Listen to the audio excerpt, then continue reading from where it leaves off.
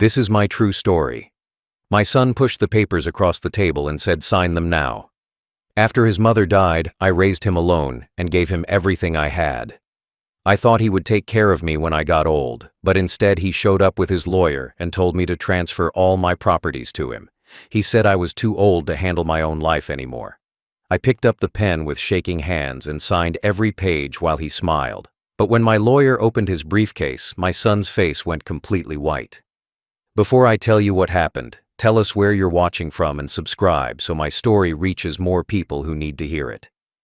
I raised my son alone after his mother died in a car accident when the boy was only 6 years old. I worked as a janitor in the morning and stacked shelves at a warehouse at night, and on weekends, I cleaned offices just to make enough money to keep him fed and clothed. I never bought myself new clothes, and I ate the leftovers from his plate because I wanted him to have full meals while he was growing up. I saved every spare dollar I could find and put it toward his education because I did not want him to struggle the way I did. When he wanted to join the soccer team, I worked extra shifts to pay the fees and buy his uniform, and I showed up to every single game even when my legs were aching from standing all day. When he got accepted into a private high school, I took out a loan and worked 4 jobs that year just to cover the tuition because he said it would give him a better future. I believed him, and I believed that every sacrifice I made was building something good between us. I paid for his college education in full and even sent him money every month for rent and food so he could focus on his studies instead of working. When he graduated, I bought him a car with money I had saved for 5 years, and I felt proud watching him drive away to start his new job. I thought I was investing in a son who would remember what I did for him and love me the way I loved him. I thought that one day when I was too old to work anymore, he would be there to hold my hand and take care of me the way I took care of him. Every gray hair on my head came from worry about his future, and every scar on my hands came from the hard labor I did to give him opportunities I never had. I never complained, and I never asked him for anything in return because I thought a father's love did not need to be repaid with words or money. I thought it would be repaid with presence and kindness and respect when I needed it most. When he got married, I gave him the down payment for his first house, and I was happy to do it because I wanted him to start his life without debt. I helped his wife furnish the house, and I babysat their children every weekend so they could go out and enjoy themselves. I bought groceries for them when money was tight, and I never mentioned it because I did not want them to feel embarrassed. I kept thinking that all of this would matter someday, and that he would look at me with gratitude instead of coldness. But as the years went by, I started to notice that his visits became shorter and his words became fewer. He stopped asking how I was doing and started asking how much money I had left. He would walk through my house and look at everything like he was taking inventory, and I could see him calculating the value of my furniture and my savings. When I tried to talk to him about my loneliness or my health problems, he would check his phone and say he had to leave soon. His eyes did not have warmth anymore, and when he looked at me, I felt like I was staring at a stranger who only saw me as an obstacle standing between him and my money. I started to feel afraid in my own home because I realized that the boy I raised with so much love had turned into a man who only cared about what I could give him. I tried to ignore the signs because I did not want to believe that my own son could be so heartless, but deep down, I knew something terrible was coming. His visits became shorter and colder, and every time he came to my house, he had an agenda written all over his face. He stopped asking about my health or whether I was eating properly, and instead, he started asking questions about my bank accounts and my properties and how much money I had saved over the years. He would sit at my kitchen table with his arms crossed, and his eyes would scan the room like he was already deciding what to sell and what to keep after I died. He brought up my age constantly and told me I was getting too old to live alone and too confused to manage my own finances. I told him I was fine and that I still paid my bills on time and kept my house clean, but he would shake his head and say I was in denial about my condition. He made me feel like I was losing my mind, even though I knew I was perfectly capable of taking care of myself. One day he asked me if I had written a will, and when I said I had not gotten around to it yet, he became angry and said I was being irresponsible. He told me that if something happened to me, the government would take everything, and that I needed to sign my properties over to him right away to protect the family assets. I asked him why he was in such a hurry, and he snapped at me and said I was being difficult and ungrateful after everything he had done for me. I reminded him that I was the one who worked 3 jobs to put him through school and bought him his first car and gave him the down payment for his house. He looked at me with cold eyes and said that was my job as a parent and that I should not expect him to owe me anything for doing what I was supposed to do. His words felt like a slap across my face, and I realized in that moment that he did not see me as his father anymore, but as someone who was holding his inheritance hostage. He started showing up with his wife, and they would walk through my house together, whispering to each other and pointing at my furniture and my paintings and my jewelry. I heard his wife say that my antique cabinet would look perfect in their living room, and my son nodded and said they would take it once I was gone. They talked about me like I was already dead, and like my belongings were already theirs to divide up between themselves. I confronted him one evening and asked him why he was treating me this way, and he told me I was being paranoid and dramatic. He said he was only trying to help me plan for the future and make sure I was taken care of in my old age. But his tone was sharp and his words were rehearsed, and I knew he was lying to my face. His eyes held no warmth anymore, and when he looked at me, I saw only the cold calculation of a man counting his future wealth. He did not see the man who stayed up all night when he had a fever, or the man who went without food so he could eat, or the man who sacrificed every dream he had so he could have a better life. He saw an old man with assets, and he wanted those assets in his name as quickly as possible. I started to feel sick every time he visited because I knew he was not coming to see me out of love, but out of greed. He would hug me when he arrived, but the hug felt empty and mechanical, like he was going through the motions to keep up appearances. When he left, he never looked back, and I would stand at the window watching his car disappear down the street, and I would cry because I knew I had lost my son to his own selfishness. I tried to tell myself that maybe I was wrong, and maybe he still cared about me somewhere deep down, but every visit proved that I was right to be afraid of what he had become. He arrived at my house one Tuesday morning without calling ahead, and when I opened the door, I saw a man in a suit standing next to him holding a leather briefcase. My son did not smile or hug me, and he walked past me into my living room like he owned the place already. The man in the suit introduced himself as his lawyer and shook my hand with a grip that felt cold and professional, and I knew immediately that something bad was about to happen. My son told me to sit down at the kitchen table, and I obeyed because I was confused and frightened by the serious look on his face. The lawyer opened his briefcase and pulled out a thick stack of papers and dropped them on the table in front of me with a loud thud that made me jump. My son sat across from me with his arms folded and his jaw clenched, and he looked at me like I was a stranger he was negotiating a business deal with. "Sign these," he said flatly, and his voice had no emotion in it at all. I asked him what the papers were for, and he said they were transfer documents that would put all my properties and bank accounts in his name immediately. I felt my chest tighten and my hands started shaking, and I asked him why he wanted me to do this.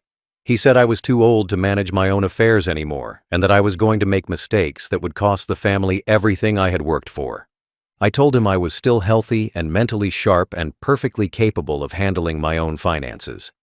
He laughed a short, bitter laugh and said I was delusional and that I had already forgotten to pay bills twice last year. I knew that was a lie because I had never missed a payment in my entire life, but when I tried to defend myself, he cut me off and said I was proving his point by arguing with him. The lawyer pushed the papers closer to me and pointed at the lines where I needed to sign.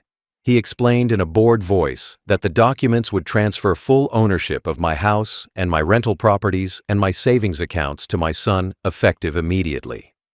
He said it was a simple process and that it would only take a few minutes and then everything would be taken care of. I looked at my son and asked him what would happen to me after I signed, and he said I could stay in my house for as long as I wanted, but that he would be the legal owner and he would manage everything from now on. His tone was not a request, and it was not a suggestion. It was a command wrapped in contempt and delivered with the coldness of a man who had already decided that my feelings did not matter. He tapped his finger on the table impatiently and told me to stop wasting time and just sign the papers so they could leave. I asked him if I could read through the documents first, and he said there was no point because I would not understand the legal language anyway. The lawyer nodded in agreement and said it was standard paperwork and that thousands of families did this every day to protect their assets. But I could see in my son's eyes that this was not about protection. This was about control and greed and taking everything I had before I died so he would not have to wait for his inheritance. I looked down at the papers and saw my address and my bank account numbers and the names of properties I had bought with decades of hard work. I saw my entire life reduced to lines on a page that my son wanted me to sign away without question. My heart was pounding in my chest, and I felt tears building up behind my eyes. But I refused to cry in front of him, because I did not want to give him the satisfaction of seeing me break. He leaned forward and said, "Sign them now," and his voice was sharp and final, like a judge delivering a sentence. I realized in that moment that he did not see me as his father anymore. He saw me as an obstacle standing between him and my money, and he wanted that obstacle removed as quickly as possible. I stared at those papers while my heart shattered in silence, and I felt like I could not breathe. The boy I rocked to sleep every night when he had nightmares was now sitting across from me, demanding that I give up everything I owned. The child I fed before feeding myself was now looking at me with eyes that had no love or mercy in them. Every clause in those documents was designed to strip me of my dignity and leave me completely dependent on his mercy, and I knew there would be no mercy coming from him.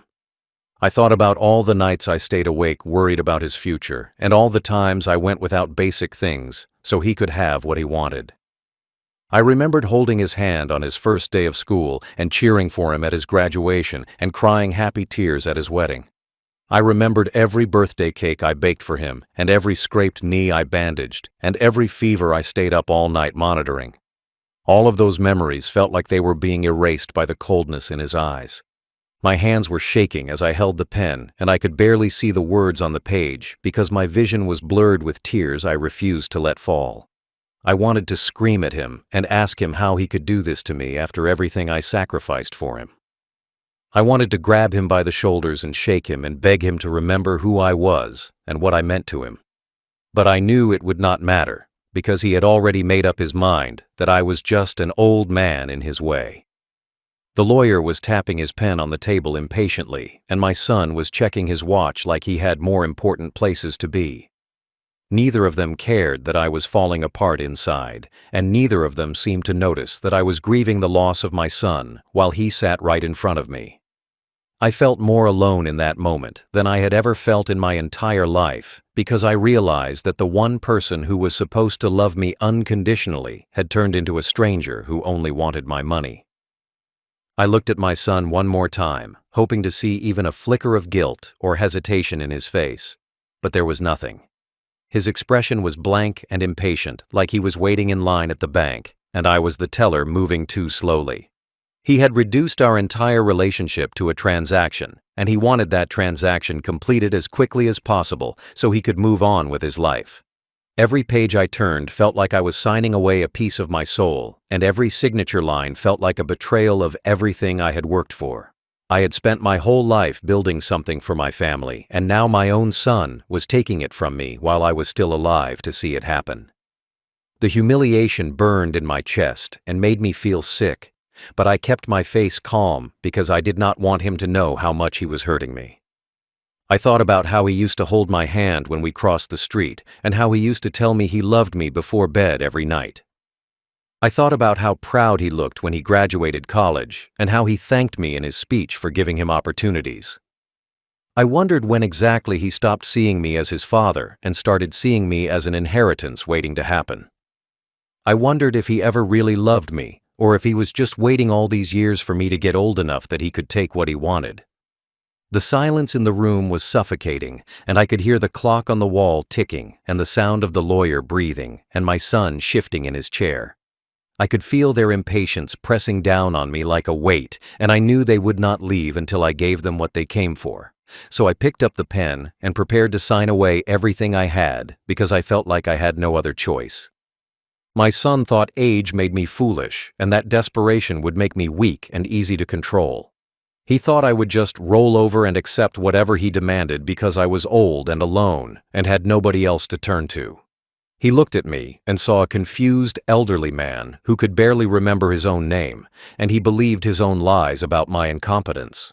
But what he did not know was that I had seen this coming months ago, when his visits first started getting colder and his questions started getting more focused on my money. I was not stupid, and I was not senile no matter what he told his lawyer and his wife. I had spent 70 years surviving in a world that tried to break me over and over again, and I had learned how to read people and see danger coming before it arrived. When my son started asking about my will and my properties and how much I had in the bank, I knew exactly what he was planning.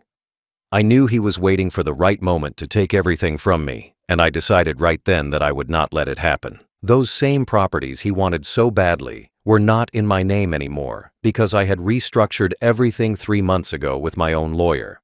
I had transferred my house and my rental properties and my savings into a trust that he could not touch, and I had named charities and organizations as the beneficiaries instead of him. The empire he thought he would inherit was already gone from my legal ownership and sitting in accounts he had no access to. Every document he thought would make him rich was actually worthless because the assets they described no longer belonged to me. I had worked with my lawyer to make sure everything was airtight and legal and could not be challenged in court. We had filed all the paperwork properly and recorded the transfers and made sure there were no loopholes my son could use to undo what I had done. My lawyer had advised me to tell my son about the changes, but I refused because I wanted to see his face when he found out the truth. I wanted him to feel the same shock and betrayal that I felt when I realized my own son was trying to rob me. I spent weeks planning this moment and imagining how it would unfold, and now that it was finally happening, I felt strangely calm. My hands were shaking, but it was not from fear or weakness. It was from rage that I had been holding inside for months while I watched my son circle me like a vulture waiting for me to die. Every time he visited and asked about my assets, I smiled and played along and let him think I was too old and confused to see what he was doing. I let him believe he was smarter than me and that his plan was working perfectly. He had no idea that while he was scheming with his lawyer, I was 2 steps ahead building a trap he would walk right into. He thought my trembling hands meant I was afraid of him, but really, I was just struggling to contain my anger long enough to let him finish digging his own grave. He thought my silence meant I was giving up, but really I was just waiting for the perfect moment to destroy his greedy little fantasy. The documents sitting in front of me were completely legitimate transfer papers, but they were transferring ownership of properties I did not own anymore. My son had been so focused on forcing me to sign that he never bothered to verify that the assets still existed in my name.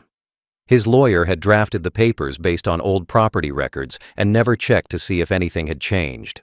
They had both been so confident in their plan that they never considered I might have a plan of my own. I looked at my son sitting across from me with his arms crossed and his smug expression, and I felt a cold satisfaction knowing that his whole world was about to collapse. He thought he had won before he even walked through my door, but he had no idea what was coming. I picked up the pen slowly and let my hands tremble as much as they wanted to, and I saw my son smirk at what he thought was my weakness. He exchanged a quick glance with his lawyer, and I could see the victory already written on his face. He thought the trembling meant I was scared and broken, and ready to surrender everything without a fight. He had no idea that the trembling was not fear, but fury, that I was barely holding back, and that every shake of my hand was me reminding myself to stay calm just a little bit longer. I held the pen over the first signature line and paused for a moment like I was having second thoughts. My son leaned forward in his chair and said, "Just sign it already and stop dragging this out." His voice was sharp and impatient, and I could hear the irritation building because he thought I was wasting his valuable time. The lawyer cleared his throat and pointed at the line again and said all I had to do was sign and date and everything would be finalized. I signed the first page slowly and carefully and made sure my signature was clear and legible. I moved to the second page and signed that one too, while my son watched with his arms still crossed and that smug look still plastered on his face. He thought he was watching me sign away my future, but really, he was watching me sign away his greed. Every page I signed was another nail in the coffin of his plan, and he had no idea what was coming. I signed page after page without saying a word and without asking any more questions. I did not protest or argue or try to negotiate because I wanted him to think I had given up completely. I wanted him to believe that he had broken me down and forced me to surrender and that his intimidation tactics had worked perfectly. The more confident he felt, the harder he would fall when the truth came out. My son was practically glowing with satisfaction as he watched me sign the last page. He reached across the table and took the papers from me before I could even put the pen down.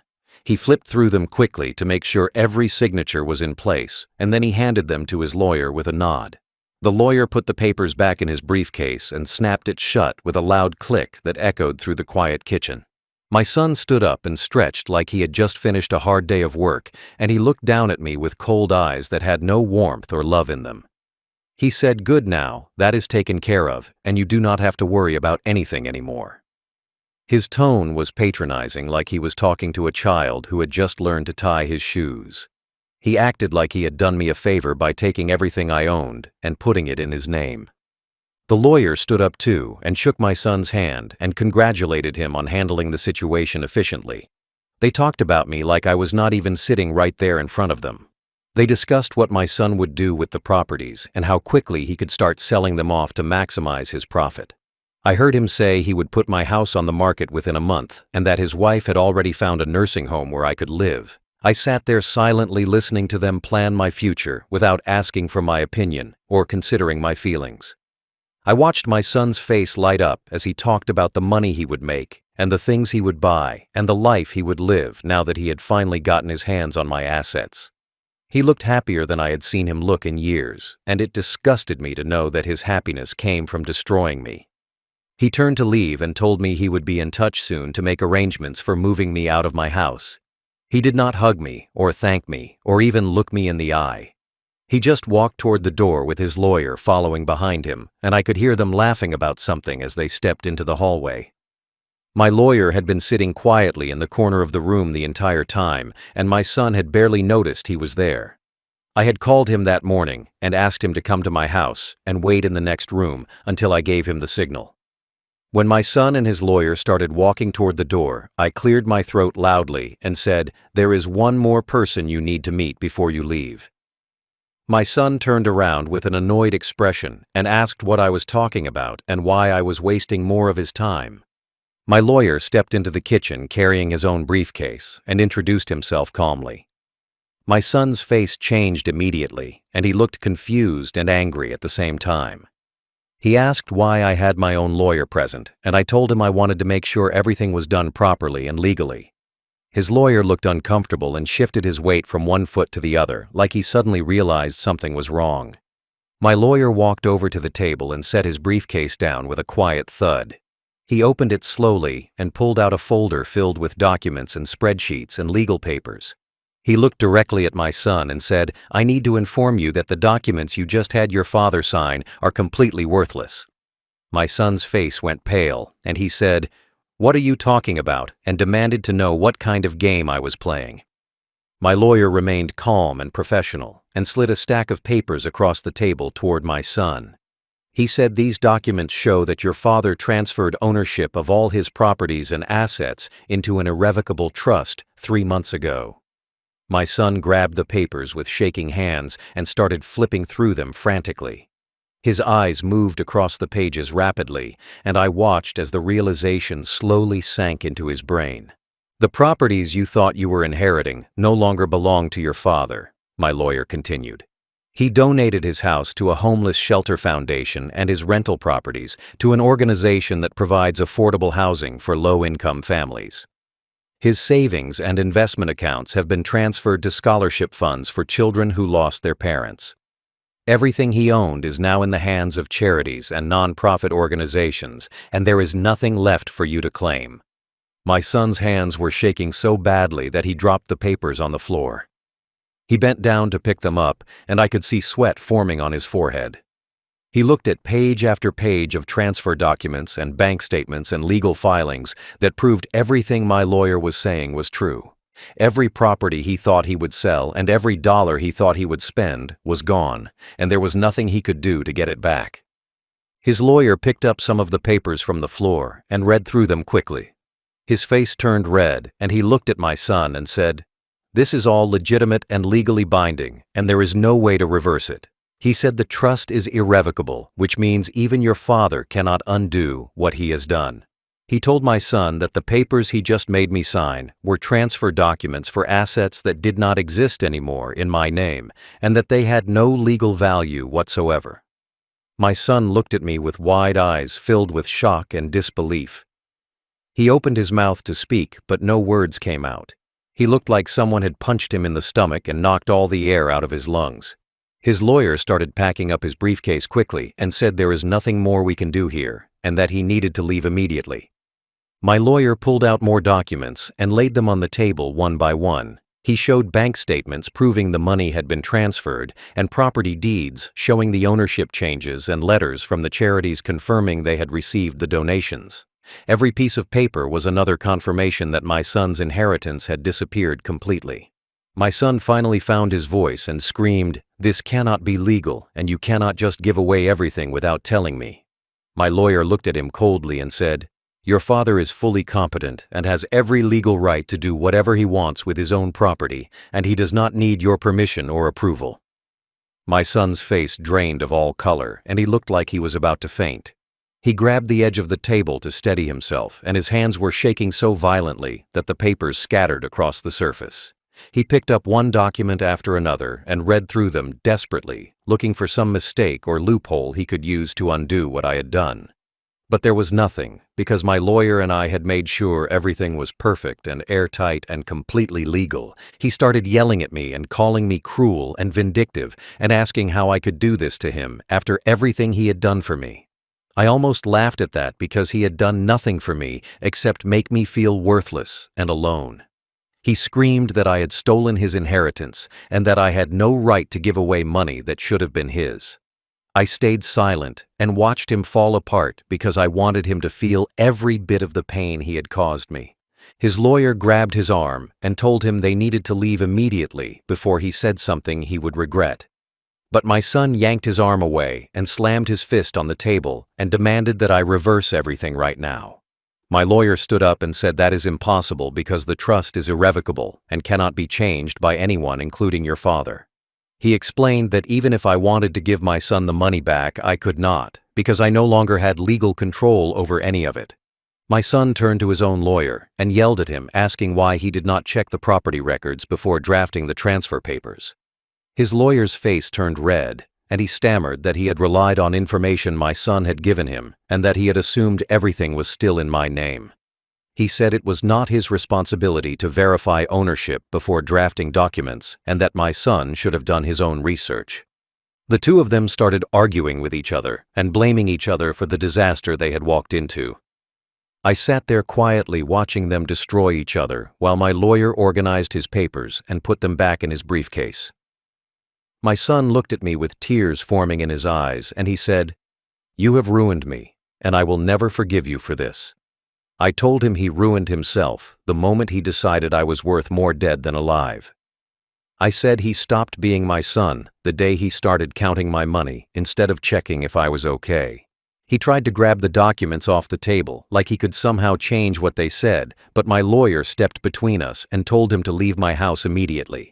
My son's lawyer was already halfway to the door, and he called out that he was terminating their professional relationship effective immediately. My son stood there looking lost and confused, like he did not know what to do next. He looked around my kitchen like he was seeing it for the first time and realizing it would never belong to him. He finally turned and walked out the door without saying another word. I heard his car start in the driveway and the tires screech as he drove away too fast. My lawyer stayed with me for another hour, making sure I was okay and explaining that my son might try to challenge the trust in court, but that he would lose because everything had been done correctly. He told me I was safe and that my son could not touch anything I had given away. Over the next few weeks, I heard through mutual friends that my son's life was falling apart. His wife left him when she found out the inheritance was gone, and she filed for divorce within a month. She had only married him because she thought he came from money, and when she realized there was nothing left, she wanted nothing to do with him. His friends stopped returning his calls because he had always bought their loyalty with expensive dinners and trips, and now he could not afford any of that anymore. He lost his fancy lifestyle and his social circle and his marriage, all because he had been too greedy to wait for me to die naturally. He had tried to take everything from me while I was still alive, and now he had nothing at all. My son called me 2 days after the meeting, and his voice was shaking with rage. He screamed at me for 20 minutes straight without letting me say a single word. He told me I was a vindictive old man who had destroyed his life out of spite. He said I had always been selfish and controlling, and that this was my final act of cruelty before I died. He said his wife was leaving him and taking the kids, and that he was going to lose his house because he had been counting on my money to pay off his debts. I listened to every word without interrupting, and when he finally stopped to catch his breath, I hung up the phone. He showed up at my door the next week, looking like he had not slept in days. His clothes were wrinkled, and his hair was messy, and his eyes were red from crying or drinking or both. He fell to his knees on my front porch and begged me to fix what I had done. He said he was sorry for treating me badly, and that he had made a terrible mistake. He promised he would take care of me and visit me every day and be the son I deserved if I would just find a way to give him some of the money back. I looked down at him kneeling there and felt absolutely nothing. The man crying at my feet was not the little boy I had raised and sacrificed everything for. He was a stranger who had shown me exactly who he really was, and I believed him.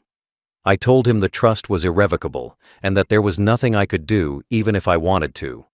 I told him he made his choice when he walked into my house with his lawyer and treated me like I was already dead. I closed the door in his face while he was still begging. His wife filed for divorce exactly 3 weeks after the meeting, and she made sure everyone knew why. She told their friends and neighbors that my son had married her under false pretenses and that she had wasted years of her life with a man who turned out to be worthless. She took the kids and moved back to her mother's house and filed for full custody. She told the judge that my son was unstable and financially irresponsible, and that he had tried to steal from his own elderly father. The judge believed her, and my son lost his children, along with everything else. His so-called friends disappeared one by one as soon as they realized he could not pay for dinners or golf outings or weekend trips anymore. The people he thought cared about him only cared about what he could do for them, and when he had nothing left to offer, they moved on without a second thought. He called them and texted them and showed up at their houses, but they all made excuses and stopped answering his calls. He learned the hard way that money buys company, but it does not buy loyalty or friendship. He lost his job 4 months later because he had stopped showing up on time and his performance had fallen apart. His boss told him he seemed distracted and unreliable and that the company needed people who could focus on their work. My son tried to explain that he was going through a difficult time, but his boss did not care about his personal problems. He was fired and told to clear out his desk immediately, and security walked him out of the building like he was a criminal. He had to sell his house because he could not afford the mortgage payments without his wife's income and without the inheritance he thought he would get from me. He moved into a small apartment in a bad neighborhood and started working at a job that paid barely enough to cover his rent and groceries. The man who thought he was going to be rich was now struggling to survive, just like I had struggled when I was raising him alone. He sent me letters every few months begging for forgiveness and asking if there was any way I could help him. He said he had learned his lesson and that he understood now how much I had sacrificed for him. But his words felt empty and rehearsed, like he was reading from a script someone else had written. I live in a modest apartment now, and it is small and simple, but it is mine, and nobody can take it from me. The walls are covered with thank you letters from students who received scholarships from the fund I created, and photos from families who found housing through the foundation I donated my properties to. Every morning I wake up and read those letters and look at those photos, and I feel something I never felt when my son visited me. I feel like my life meant something, and like the years I spent working myself to exhaustion actually helped people who deserved help. A young woman named Maria writes to me every month and tells me about her college classes and her dreams of becoming a teacher. She grew up in foster care after her parents died, and she had no money for tuition until my scholarship fund gave her a chance.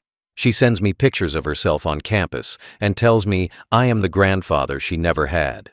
Her words make me cry, but they are happy tears. because I know I did something good with the money I worked so hard to earn. The homeless shelter that now owns my old house sent me a video of families moving into apartments they renovated using my donation. I watched children playing in safe, clean rooms and parents crying with relief because they finally had a stable place to live. I saw my kitchen where my son tried to rob me, and now it is feeding people who have nothing. I saw my living room where he sat with cold eyes counting my assets, and now it is keeping people warm who used to sleep on the street. My son calls sometimes and his number shows up on my phone screen and I stare at it while it rings. I imagine him sitting alone in his tiny apartment practicing what he will say to convince me to forgive him. I imagine him thinking that enough time has passed and that I must be ready to let him back into my life. But I let the phone ring until it stops and then I delete the voicemail without listening to it because I have nothing left to say to him. He sent me a birthday card last year with a long, handwritten note inside. He wrote that he thinks about me every day and that he is ashamed of what he did, and that he hopes I can find it in my heart to forgive him. He said he has changed and grown and learned from his mistakes. He said his children ask about me and want to meet their grandfather. I read the card once and then I threw it in the trash because his words do not match his actions, and they never did. I volunteer at the community center twice a week and I help serve meals to elderly people who have nobody to take care of them. I see myself in their faces, and I understand their loneliness, because I lived it when my son stopped seeing me as a person. I hold their hands and listen to their stories, and I make sure they know that someone cares whether they are okay. The work is tiring, but it fills the empty space in my heart that my son left behind. I have no regrets about what I did, because my son showed me exactly who he was, and I chose to believe him. He wanted my signature on papers that would make him rich, and I gave him my signature on papers that taught him the cost of greed. He thought I was a foolish old man he could manipulate and control, but I was sharper than he ever imagined. He said, "Sign the papers," like I was already dead and buried and forgotten. So I signed away his greed and gave him nothing but the truth of who he had become. I will die someday soon, because I am old and tired, and my body is wearing out. But I will die knowing that my money went to people who needed it and appreciated it and used it to build better lives. I will die knowing that I did not let my son turn me into a victim. He wanted to take everything from me, but in the end, I took everything from him, and I sleep peacefully every single night knowing I made the right choice.